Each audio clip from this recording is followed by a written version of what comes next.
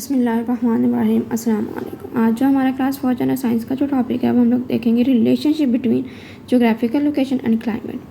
जो ज़मीन के जो एरिया के लिहाज से उसकी आबो हवा कैसी है।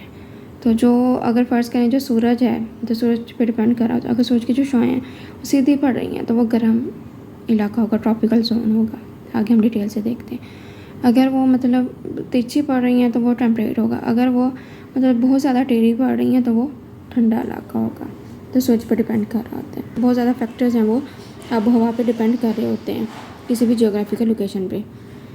तो जैसा टेम्परेचर है, एयर का प्रेशर है, स्पीड है, डायरेक्शन ऑफ विंड है, मतलब हवा की जो डायरेक्शन है वो किस सीमत में है, उसकी स्पीड कैसी है, एयर का प्रेशर कितना है, बारिश जो है वो उस पर भी डिपेंड कर रही होती है। बर्फ़बारी पे भी हवा में कितनी नमी है उस पर भी डिपेंड कर रही होती है। तो कभी आपने सोचा है कि जिस तरह जो बहार है, गर्मियाँ हैं, सर्दियाँ हैं, ये इनमें मौसम कैसे कैसे चेंज होता है, क्यों चेंज होता है। तो जो आबो हवा होता है, ये मौसम होता है, ये किसी भी रीजन का जो है डिपेंड कर रहा होता है कि जो सूरज की छाएँ हैं वो कैसी पड़ रही हैं, वो तिरछी पड़ रही हैं जो या वर्टिकली बिल्कुल सीधी पड़ रही हैं।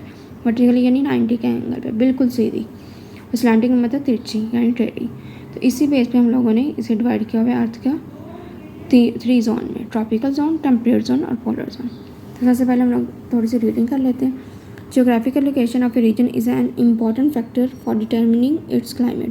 कोई भी जो सिटी है या कोई भी जो कंट्री है उसकी जो क्लाइमेट है, जो आबो हवा है, वो डिपेंड कर रही होती है कि उस ज़मीन में किस जगह पे मतलब है, लोकेशन है उसकी। और भी बहुत ज़्यादा जो फैक्टर डिपेंड कर रहे होते हैं। Many other factors affect the climate of any geographical location. और भी बहुत ज़्यादा फैक्टर जो है वो असरअंदाज हो रहे होते हैं आबो हवा पे इस जियोग्राफिकल लोकेशन पे। दीज इंक्लूड्स टेम्परेचर है, एयर प्रेशर है, स्पीड है, डायरेक्शन ऑफ विंड है, मतलब हवा की स्पीड और हवा की जो है डायरेक्शन, एयर प्रेशर और टेम्परेचर, ह्यूमिडिटी जो है वो, नमी, रेन, बारिश, स्नो, बर्फबारी, मतलब ये सब पे डिपेंड कर रहे होते हैं आबो हवा और वेदर, मतलब क्लाइमेट और weather. Have you ever thought that why the weather changes with the arrival of spring, summer and winter. क्या आपने कभी सोचा जो बहार आए, गर्मियाँ आए या सर्दियाँ आए तो मौसम क्यों चेंज होता है और कैसे होता है। द क्लाइमेट और weather changes of any region depend upon falling of sun rays either vertically और स्लैंटिंग। जो किसी भी जो रीजन का मौसम है या आबो हवा डिपेंड कर रहे होते हैं उस पर जो सूरज की छुआएँ हैं वो तिरछी पड़ रही हैं या सीधी पड़ रही हैं। On the basis of climate, आबो हवा के बेस पे we can divide the earth into 3 zone. हम आज को 3 जोन में डिवाइड कर रहे हैं। नंबर 1 है ट्रॉपिकल जोन, नंबर 2 है टेम्परेट जोन, नंबर 3 है पोलर जोन। जानते हैं कि पाकिस्तान में जो है सिंध में 26 मई 2010 को मोइनजोदड़ो में 53.5 डिग्री सेंटीग्रेड टेम्परेचर था, जबकि बलूचिस्तान में जो तुर्बत का है मुकाम उधर 28 मई 2017 में 53.5 डिग्री सेल्सियस था टेम्परेचर। डू यू नो कि आप जानते हैं जो इक्वेटर है वो एक इमेजिनरी लाइन है, मतलब फर्जी लाइन है कि अर्थ को 2 इक्वल हिस्से में डिवाइड करते हैं। जैसे एक सर्कल है उसे दरमियान से काट दे तो मतलब वो तो हमने काट दिया, लेकिन अर्थ को काट नहीं ना सकते। तो अर्थ में फिर हम लोगों ने एक इमेजिनरी लाइन मतलब फर्जी लाइन लगाई है अपनी मतलब जहन में रख के कि इसको 2 इक्वल पार्ट्स में डिवाइड कर दिया है अपनी ज़मीन को। सबसे पहले ट्रॉपिकल जोन, ये बहुत ज़्यादा गर्म इलाका था। यहाँ पे जो सूरज की छाएँ बहुत सीधी पड़ती मतलब वर्टिकली पड़ती हैं। तो ये मतलब इसमें सारे जितने भी जो जिस तरह ये अफ्रीका वगैरह हो गया ये सारे इस ट्रॉपिकल जोन में आते हैं, मतलब गर्म इलाकों में आते हैं। Tropical zone consist of a region located around the equator. जो ट्रॉपिकल जोन है ये वो रीजन है जो इक्वेटर के बिल्कुल इर्द गिर्द पाया जाता है। ये इक्वेटर है, दरमियान में ये अर्थ है, ये इक्वेटर है, ये जो रेड लाइन है, और इसके इर्द गिर्द जो पाया जाता है रीजन उसे क्या बोलते हैं, tropical zone. Here the sun rays fall vertically, यहाँ पे जो सूरज की छाएँ हैं बिल्कुल सीधी पड़ती हैं। That is why the climate of this zone is hot, इस वजह से जो इसकी आबो हवा है वो गर्म होती है। आगे टेम्परेट जोन, जो टेम्परेट है इसमें मतलब जो मौसम है मुतदिल रहता है, ना बहुत ज़्यादा गर्म होता है ना बहुत ज़्यादा ठंडा होता है। Temperate zone is located between the tropical and polar zone. ये जो है पोलर जोन है, ये लास्ट में जो है, और ये जो है ये क्या है, ट्रॉपिकल जोन है। तो इन दोनों के दरमियान कौन सा जोन है, टेम्परेट जोन है। फिर the sun rays fall diagonally, सूरज की छाएँ तिरछी पड़ती हैं। The climate of this zone is mild due to slanting sun rays. यहाँ पे जो है आबो हवा नॉर्मल होती है क्योंकि यहाँ पे जो सूरज की छाएँ हैं वो तिरछी पड़ रही होती हैं। पाकिस्तान जो वो टेम्परेट जोन में आता है, हमारा जो कंट्री है। आगे पोलर जोन, पोलर जोन है वो बिल्कुल लास्ट में इक्वेटर से मतलब बहुत ज़्यादा दूर है, तो इक्वेटर से काफ़ी ज़्यादा दूर है। इस वजह से यहाँ पे जो टेम्परेचर है वो बहुत ज़्यादा कम होता है। It consist of area around the north and south poles of the earth. ये जो है वो एरिया जो नॉर्थ और साउथ पोल पे होता है, बिल्कुल अर्थ के नॉर्थ और साउथ पे।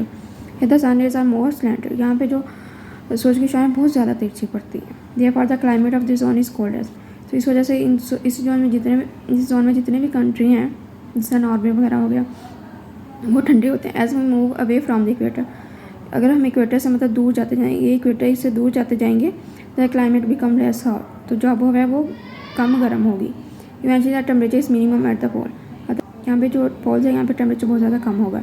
As these are the coldest region of the earth, so इस वजह से ये जो पोल्स हैं ये बहुत ज़्यादा ठंडे इलाके हैं या ठंडा एरिया है ज़मीन का। आगे climate of regions near water body, जो वाटर बॉडी के नज़दीक जो क्लाइमेट है उसका क्या असर है।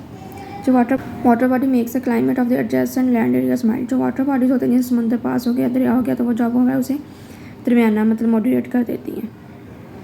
तो do you know the minimum temperature in Pakistan was 18 degree centigrade in Quetta on 8 January 1970, it was 51 degree centigrade at K2 peak.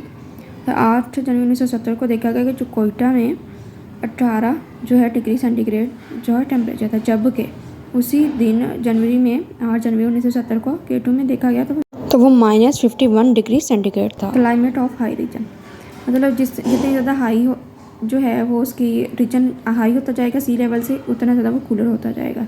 The rise of height from the sea level, मतलब जितना सी लेवल से ज़्यादा हाइट पे होगा द क्लाइमेट बिकम्स कूलर, जो आबोहवा है वो ठंडी होती जाएगी। And the duration of winter season increase, और सर्दियों का जो सीज़न है वो बढ़ता जाएगा। आगे ग्लोबल चेंज इन क्लाइमेट, आबोहवा में ग्लोबल चेंज क्या है।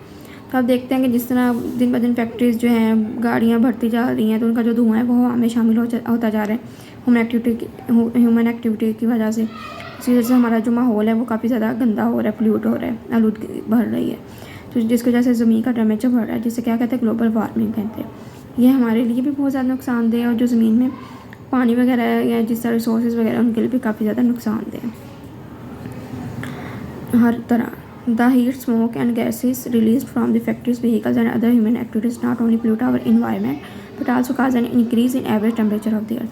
जो हीट है, स्मोक है, गैसेज हैं, ये जो फैक्ट्रीज ये गाड़ियों से निकलती हैं, की वजह से ये ना सिर्फ हमारे माहौल को गंदा कर रहे हैं, आलूदा कर रहे हैं, बल्कि जो हमारी ज़मीन का एवरेज टेम्परेचर वो भी बढ़ा रहे हैं। It is called global warming, जिसे क्या बोलते हैं ग्लोबल वार्मिंग बोलते हैं।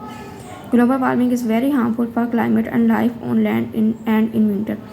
जो ग्लोबल वार्मिंग है ये हमारी आबोहवा के लिए बहुत ज़्यादा नुकसानदेह है, हमारी जो ज़मीन पर जितनी भी ज़िंदगी है उसके लिए भी है, और पानी के लिए भी बहुत ज़्यादा नुकसानदेह है। इस वजह से जो है हमें इनको बड़े एहतियात से इस्तेमाल करना चाहिए। आगे एक्टिविटी है, उन्होंने कहा है, उन्हें 4 पिक्स दिखाई हुई है, कहा है identify climate dry mild desert and snow in the following picture. अब ये देखेंगे फ्लावर्स भी हैं, ये फ्लावर्स भी बड़े मज़े का मौसम है, तो ये माइल्ड है। क्या लिखेंगे इसमें? माइल्ड, मतलब ना गर्मी है ना सर्दी है। ये जो है ये बर्फ़ है, पहाड़ है, बर्फ़ है, बर्फ़ वाले पहाड़ हैं, तो ये स्नो है, ऐसे लिख दिया मैंने, इस तरह बर्फ़बारी। ये जो है ये मतलब सहरा है, तो ये डेजर्ट है डी। और ये जो है ये पता चल रहा है कि ये ड्राई है, तो ये ड्राई एरिया है, यहाँ पे जो आबोहवा है वो ड्राई है। तो यहाँ तक था हमारा लेक्चर। अगर कोई क्वेश्चन है तो कमेंट सेक्शन में पूछ सकते हैं। मिलते हैं नए लेक्चर के साथ, एक नई वीडियो के साथ, एक नए टॉपिक के साथ। अल्लाह ताला आपका हमें नासिर हो, अल्लाह ताला आपको दुनिया जहाँ की हर खुशी दे, दुनिया जहाँ की तरक्की दे। अल्लाह हाफिज़।